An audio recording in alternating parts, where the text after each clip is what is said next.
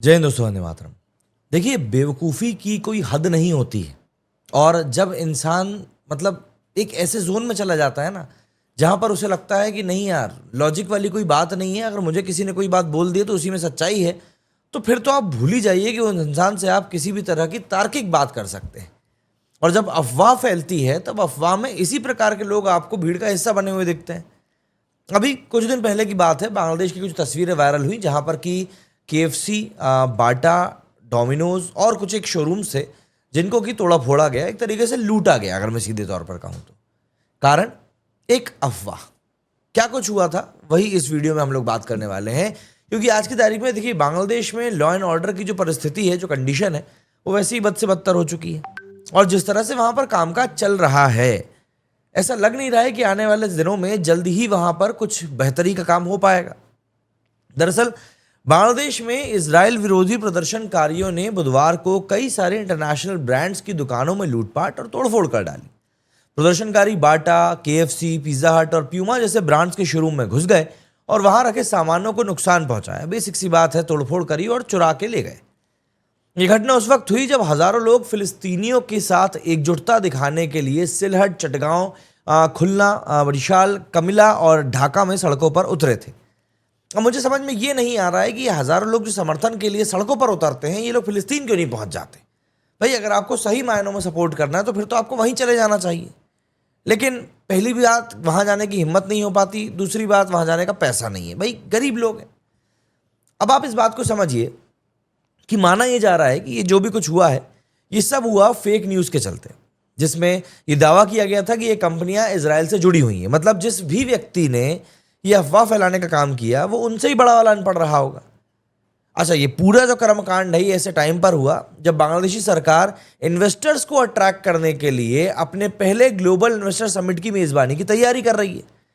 मतलब आप मुझको बताओ कि कोई एक एक व्यक्ति है जो कि पैसा लगाना चाह रहा है, साहब 100 करोड़ रुपए लगाना चाह रहा है बांग्लादेश में, और ये सब देखने के बाद में क्या वो पैसा लगाएगा? भाई, कल को किसी ने अफवाह फैला दी कि साहब ये जो व्यक्ति है तो इजराइल वाला सपोर्टर है, बस इसके तो 100 करोड़ रुपए स्वाहा। क्या बांग्लादेश की सरकार उसके 100 करोड़ रुपए के इन्वेस्टमेंट का इंश्योरेंस उसको करके देगी?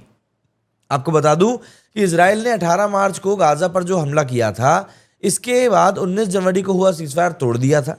इसके बाद से लेकर अब तक इजराइल ने काफ़ी ज़्यादा हमले किए हैं और फिलिस्तीन को लेकर काफ़ी सारी बातें सामने आई हैं। लेकिन जो वीडियो बांग्लादेश से वायरल हुआ है, उसमें लूटपाट करते हुए प्रदर्शनकारी साफ तौर पर दिखाई दे रहे हैं। ढाका ट्रिब्यून के मुताबिक केएफसी, प्यूमा, बाटा, डोमिनोज और पिज्जा हट जैसे इंटरनेशनल कंपनीज को यहाँ पर निशाना बनाया गया। उन्हें लेकर प्रदर्शनकारियों का यह मानना है कि ये सब इजराइल से जुड़ी हुई कंपनियां हैं, जबकि उनका इजराइल से कोई सीधा संबंध है या ही नहीं। सोशल मीडिया पर वायरल हुए वीडियो में भीड़ वहां पर वही पत्थरों से बाटा शोरूम के कांच का दरवाजा तोड़ती हुई नजर आ रही है। पत्थर चलाना तो देखिए, मतलब ऐसा लगता है कि इनबिल्ट स्किल है, एक तरीके से समझ में नहीं आती है। और वहां पर बाटा के शोरूम से दर्जनों जूते जो है वो लूटते हुए दिख रहे हैं। मतलब वो इजराइल के खिलाफ ये लोग यहाँ पर ये काम कर रहे हैं, लेकिन हाँ, लूट के वही जूते पहनेंगे जिसको ये इजराइल के सपोर्टर मानते हैं। बांग्लादेश के टीबीएस न्यूज के मुताबिक लूटपाट के कुछ देर बाद ही जूते फेसबुक मार्केट प्लेस पर बिक भी रहे थे। मतलब देखिए जरा, चोरों को खुद यूज नहीं कर रहे हैं, फेसबुक पर बिकने के लिए तैयार कर दिया। एक और दूसरी तस्वीर में केएफसी आउटलेट पर डंडों से हमला किया गया। प्यूमा और डोमिनोज के कई सारे शोरूम्स में भी वहां पर तोड़फोड़ करी गई। अब इस बात को समझिए कि इसको लेकर बाटा ने क्या कहा। बाटा ने कहा कि भाई, इजराइल, हमास, ये जो भी कुछ झगड़े चल रहे हैं, इससे हमारा कोई लेना देना नहीं है। चेक रिपब्लिक की कंपनी बाटा का इजराइल से किसी प्रकार का संबंध नहीं है। 1962 में बांग्लादेश में अपना पहला आउटलेट खोलने वाली बाटा ने इस पूरे घटना की इस हफ्ते निंदा भी करी है। बाटा ने कहा कि हम उन गलत दावों के बारे में जानते हैं जिनमें कहा गया कि बाटा एक इजरायली कंपनी है या इसका इजराइल और फिलिस्तीन के जो झगड़ा चल रहा है उससे कोई राजनीतिक संबंध है। बाटा एक प्राइवेट स्वामित्व वाली कंपनी है और उसका इस संघर्ष से किसी भी प्रकार से कोई पॉलिटिकल रिलेशन नहीं है। प्यूमा, डोमिनोज और केएफसी भी इजराइल की कंपनी नहीं, बल्कि मतलब प्यूमा की अगर हम बात करें तो वो एक जर्मन मल्टीनेशनल कंपनी है। हालांकि 2018 में इजराइल फुटबॉल एसोसिएशन आईएफए को स्पॉन्सर करने की वजह से प्यूमा को आलोचना का सामना करना पड़ा था।